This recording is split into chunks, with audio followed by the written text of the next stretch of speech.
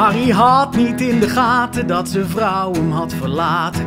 Ook al was zijn vrouw al 9 weken weg. Har had gewoon die 9 weken lekker Netflix doorgekeken, tot hij om bier riep en er niks terug werd gezegd. Toen die ging zoeken door zijn huis, vond hij zijn liefje niet meer thuis. Alleen een briefje op de koelkast met een clue. En Har werd warm van dat briefje, door het handschrift van zijn liefje. Ook al stond er op dat briefje: Har, fuck you. Oh, geluk zit in een kleine hoek. Oh, geluk zit in een kleine hoek. En ik zeg altijd maar zo: geluk, oh jongen, oh, geluk zit in een kleine hoek. Jimmy wou graag op vakantie, want hij zou een ander land zien. Dus hij spaarde voor een vlucht naar Timbuktu. Hij hoopte 1 keer in zijn leven een olifant een hand te geven en te slapen in een hutje van bamboe.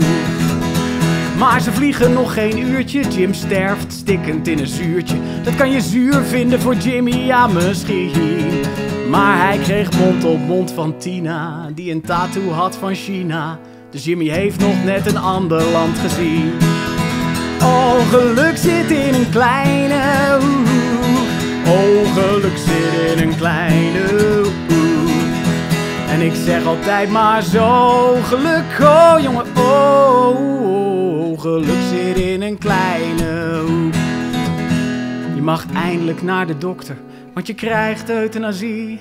Maar de datum die je afgesproken hebt, die haal je niet. Geluk zit in een kleine hoek.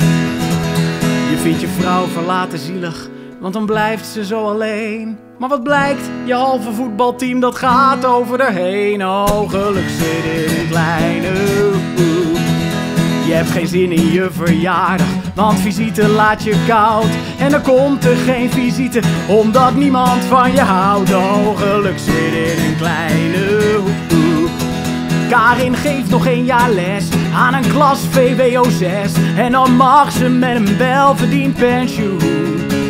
Ze was nooit maar 1 dag ziek, ze gaf haar leven lang techniek.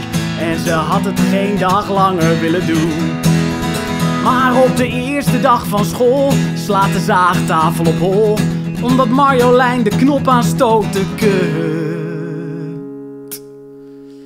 Karin zit onder het bloed en verliest haar handen en 2 voeten. Maar Karin kon wel lekker eerder met de fut. Oh, geluk zit in een kleine hoek.